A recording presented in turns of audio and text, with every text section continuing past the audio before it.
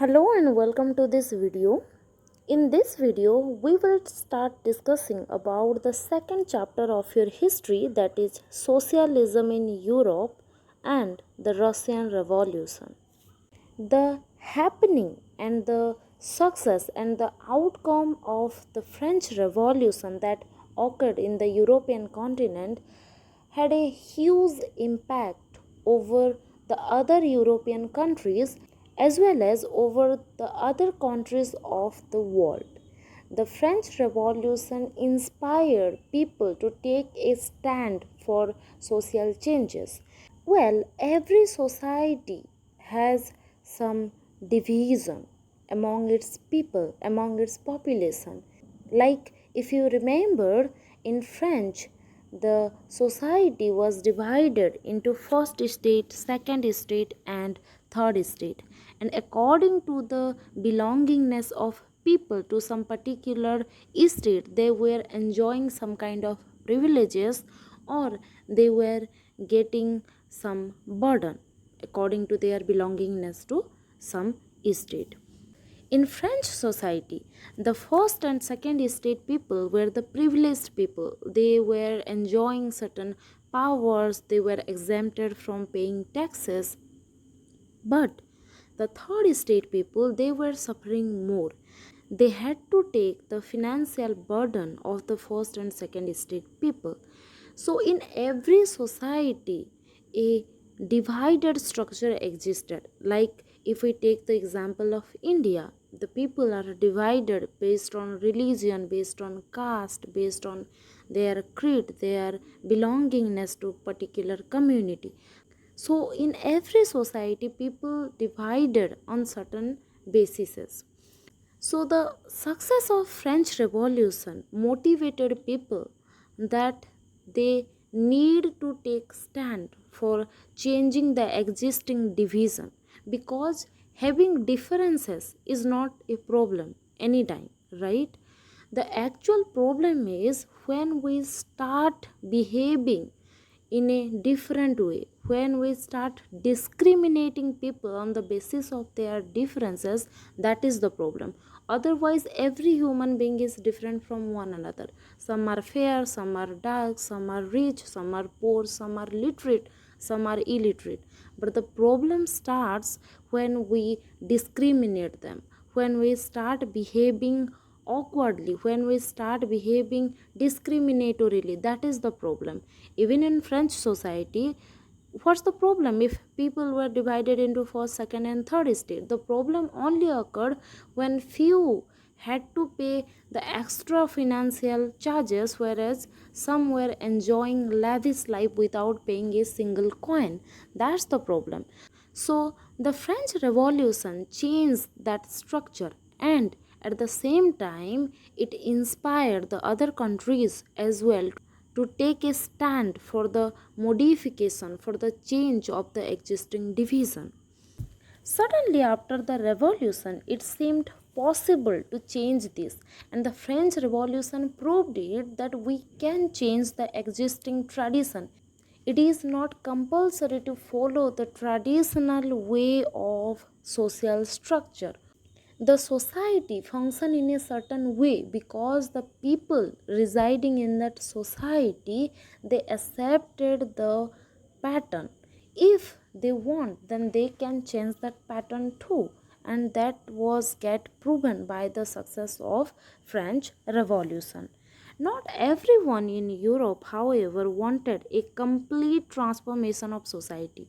Well, after the success of French Revolution, or after the kind of impact it had on people, people wanted some kind of changes. For sure, everyone wanted some kind of changes, but there were few people who were against complete transformation. Means they wanted a moderate change, not a complete transformation. Different ideas about social change clashed during the social and political turmoil that followed the French Revolution. Well, different people wanted different kind of changes. Few wanted changes in the sector of voting right, few wanted changes in the sector of possession of property, few wanted changes in the field of education, few wanted changes in the field of industrialization. So different people had different idea about what kind of changes they wanted in the society, and that difference in the idea, that difference in the want of that change, that clashed among the people. When different people have different idea, a kind of challenge come before the people, that what to do and what not to do, whom to follow and whom not to follow. So the same situation occurred in Europe also, as different people had different idea of changes. The ideological class was very common among the people. Well, so like the French society was divided into first, second, and third state, in Europe at that time, based on the idea, based on the ideology of what kind of changes people were wanting, the society was divided, or the ideas were divided into three groups: liberal, radical, and conservative. So first, let's discuss about the liberals. Liberal wanted a nation which tolerated all religions. So the liberal group of people, or the liberal ideological people, they wanted a secular state. They wanted a nation which would be tolerance toward all kind of religion, because at that time in Europe, people of various belief were existing together, and the religious suppression and religious dominance is very common. When people of different ideology exist together, it is very common that one group of people try to suppress the other. So the liberal ideological people, they wanted a nation which must be tolerance toward all kind of religion. They wanted religious harmony, they wanted religious coexistence. Second, the liberals also opposed the uncontrolled power of dynastic ruler. First, they wanted a secular state, and second, they were against the dynastical rules. Means the ruler who were not chosen by the people, rather they get the chance to rule the state because of their hereditary characteristic. Just because they were born in a privileged family, they got the right to rule the people, whether they were eligible for it or not, whether they were able ruler or not. No one questioned their ability. So the liberals did not wanted a nation to be ruled by a dynastical ruler, rather they wanted an elected form of government. They wanted to safeguard the rights of individual against the government. Like in Indian constitution also, there is a fundamental right called constitutional remedies, and the importance of constitutional remedies is that it safeguard the people from the government. Whenever the power get concentrated in one person's hand, it is very common that the person try to use his or her power to manipulate people, to suppress people. And this thing is very common in monarchical government. Whenever someone question the king, whenever someone question the ruler never want to answer people. Rather, they always try to suppress the questioning people, right, in order to enjoy that autonomy, in order to enjoy that monopoly. So liberals wanted some kind of rights which must protect the individual from the arbitrary use of power by the government. They argued for a representative or elected parliamentarian government which subject to laws interpreted by well-trained judiciary that was independent of rules and official. And the liberal wanted an elected form of government. They wanted representative form of government. They wanted a parliamentarian form of government and not a monarchical government. At that time, during the contemporary time of French Revolution and all over the world, the nations were ruled by rulers, dynastical rulers or kings. So fight against monarchy was very common at that time. And in European continent also, the liberals wanted a monarch free nation. They wanted a representative form of government or a parliamentarian form of government. And at the same time, they wanted an independent judiciary system which must not be get influenced by the power holding people, which must not get influenced by the government, the rulers. They wanted a well trained independent judiciary system which must protect the right thing, the rights of individual. But the liberals, they were not believing in the universal adult franchise. Although the liberals wanted a representative form of government, they were against universal adult franchise. You must have ideas about universal adult franchise.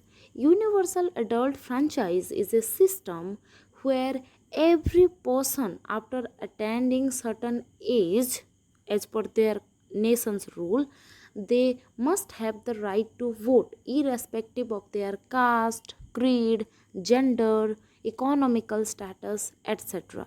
So the liberals wanted an elected form of government, a parliamentarian form of government, but they were against universal adult franchise. They wanted that the voting rights should remain reserved for the rich men only. They were against the voting right of poor men and all women. They wanted the reservation of the voting right for the rich and men only. The second ideological group were the radicals. The demands of the radicals were almost equal to the liberals, but certain differences among their ideologies are that the radicals wanted a nation in which the government was based on majority of the country's population. Like the liberals, the radicals also wanted a society of elected government. But where the liberals were against universal adult franchise, the radicals were in the favor of universal adult franchise. They wanted an elected form of government by the majority, but the liberals wanted an elected form of government by a selective group of people. That's the difference between the ideology of liberals and radicals. Next, the radicals supported the women's suffrage movement. As the radicals were believers of universal adult franchise, they were not only in the favor of voting rights of men of all economical section, but they were also in favor of women's voting right. They supported the women's suffrage movements. They opposed the privilege of great landowner and wealthy factory owners. The radicals were against the privilege that was entertained to the great landowners and the wealthy factory owners. Means they were against the privileges that were enjoyed by the rich section of the society. They wanted equality for the people of every economical section. They were against few privileges to the rich section only. And the radicals were not against the existence of private property but disliked concentration of property in the hand of few. It's not like they were against rich people. It's not like that they were against private property. They were in favor of private property, but they wanted the opportunity to accumulate private property to be open for all. They did not wanted that few section of the society or the richer section of the society should get richer and the poorer should get poorer. They wanted the availability of economical opportunity equally for both rich and poor people. They were not in for of concentration of property in few hands only, but they were not completely against private property. They were supporter of private property but not in for of concentration of property in few hands only. The next ideological group were the conservatives. Well, conservatives were quite different in their ideology from the liberals and radicals. Earlier, the conservative were not in favor of any kind of changes. They were not in favor of changes at all.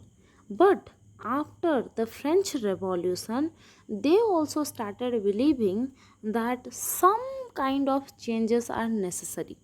After the French Revolution, they were not completely against changes, but they wanted a moderate change, not complete transformation. But they also believed that some changes are necessary in the society, as the society is not stagnant, it is not static. The society is evolving every day, every minute. The society is getting changed, so some changes are necessary with the passage of time. They started believing such after the French Revolution. By the end of 19th century, they accepted that some change was inevitable, but believed that the past had to be respected and change had to be brought about through a slow process. They believed that some changes are necessary, but they were also believing that someone's past must be respected. If someone belongs to a rich family, then his right over his ancestral property had to be respected. It must not be like that if someone born in a rich family, then he must donate all his possession to the public and start from the zero again. It should not be like that, right? So the conservatives believe that someone's past must be respected. If someone is rich from the past itself, then it has to be respected. His or her property must not be get snatched from him or her. So they wanted changes, but they wanted the changes in a slower process. They wanted that change must take place in slow and gradual way. It must not be too harsh, right? So in that way, in that ideological way, the people were grouped into three groups: the liberals, the radicals, and the conservative. That's all about this video. Thank you.